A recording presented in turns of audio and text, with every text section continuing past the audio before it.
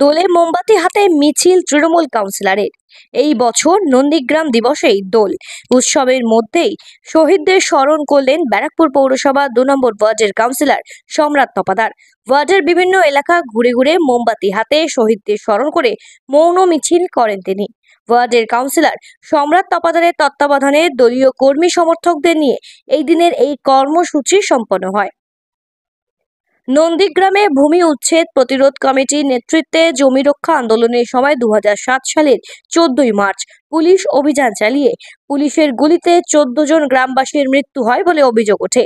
নিহতদের স্মরণে প্রতি বছর এই দিনটিকে রাজ্য জুড়ে নন্দীগ্রাম দিবস হিসাবে পালন করে তৃণমূল কংগ্রেস। প্রাণ হারানো শহীদদের স্মরণে মাল্যদান করে বিশেষভাবে শ্রদ্ধা জানানো হয় এদিন। এইভাবেই দলনেত্রীর নির্দেশ মেনে ব্যারাকপুর পৌরসভা ২ নম্বর ওয়ার্ডের কাউন্সিলর সম্রাট তপাদার এই দিনের এই কর্মসূচি পালন করেন। শহীদদের স্মৃতিতে মাল্যদানের পাশাপাশি এদিন মোমবাতি হাতে ওয়ার্ডের বিভিন্ন এলাকা ঘুরে ঘুরে মৌন মিছিলের মাধ্যমে এই দিনটি উদযাপন করেন কাউন্সিলর সম্রাট তপাদার এবং তার অনুগামীরা।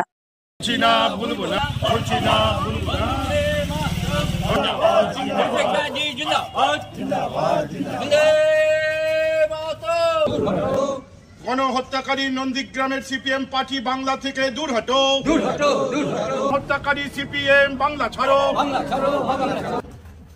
তৎকালীন সিপিএম এর এক নেতার হুমকি দিয়েছিল সূর্যোদয় হবে এবং সূর্যোদয় পরে আমরা বুঝে নেব। আমরা দেখেছিলাম সিপিএম নামক দলটির ভয়ানক থেকে ভয়ানক রূপ। নন্দীগ্রামের মা বোনেরা রুখে দাঁড়িয়েছিল, জমি বাঁচাতে, জমি আন্দোলনকে বাঁচাতে রুখে দাঁড়িয়েছিল এবং সিপিএম লোকেরা পুলিশের ড্রেস পরে গুলি চালায়। কত মানুষ শহীদ হয়েছিল, কত মানুষ রক্তাক্ত হয়েছিল নন্দীগ্রামে। আমাদের নেত্রী মমতা বন্দ্যোপাধ্যায় রক্তাক্ত হয়েছিল সেই আন্দোলন করতে গিয়ে, তাকে বারবার গ্রেপ্তার করা হয়েছিল, ঢুকতে দেওয়া হয়নি নন্দীগ্রামে। সিপিএম এর সেই অত্যাচার আমরা দেখেছি। আমরা অদ্ভুত লাগে, সেই নন্দীগ্রাম সবসময় জাতি ধর্ম বর্ণ নির্বিশেষে নন্দীগ্রামের মানুষ আন্দোলন করেছে নন্দীগ্রামের জমিকে বাঁচাতে, ভূমিকে বাঁচাতে। কিন্তু আমি দেখলাম ওখান থেকে যিনি নির্বাচিত হয়েছেন, অবশ্য লোডশেডিং এমএলএ, উনি লোডশেডিং এমএলএ কালকে বিধানসভায় বলেছেন কোনো একটা সম্প্রদায়ের মানুষকে উনি ক্ষমতা এলেন ছুঁড়ে ফেলে দেবেন, টেনে ইছিড়ে ফেলে দেবেন, চ্যাংদোলা করে ফেলে দেবেন। কিন্তু আপনি ভাবুন, সংবিধানের একটা পদে থাকা বিরোধী দলনেতা, আসনে থাকা এরকম মানুষ একটি বক্তব্য রাখতে পারে কি? এই পশ্চিমবাংলার বিধানসভার বিরোধী দলনেতা ছিল সাত্তার সাহেবের মতন লিডার 3 বারের। সিদ্ধার্থ শঙ্কর রায় বিরোধী দলনেতা ছিল, অতীশ সিনহা বিরোধী দলনেতা ছিল, জয়নাল আবেদিন বিরোধী দলনেতা ছিল, আমাদের সিদ্ধার্থ শঙ্কর রায় বিরোধী দলনেতা ছিল। সেই আসনে উনি বসে এত কুরুচিকর মন্তব্য করা কোন নেতা আমরা দেখিনি।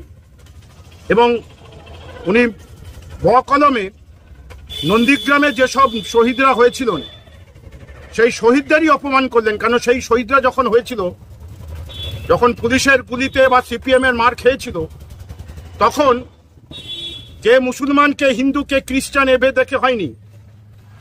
যখন গুলিতে মরেছিল নন্দীগ্রামের, এই দেখুন না, শহীদদের মধ্যে কত মুসলমান ভাইরা আছে, কত মুসলমান ভাইরা আছে। আসলে শুভেন্দু অধিকারী এই মন্তব্যের মাধ্যমে নন্দীগ্রামের শহীদদেরই অপমান করা হয়েছে। উনি নন্দীগ্রামের মানুষের কাছে ক্ষমা চান, এমনি উনি প্রত্যাখ্যিত হয়েছেন, আরো প্রত্যাখ্যিত হবে। ব্যারাকপুর থেকে পার্থ হালদারের রিপোর্ট, সঠিক বার্তা।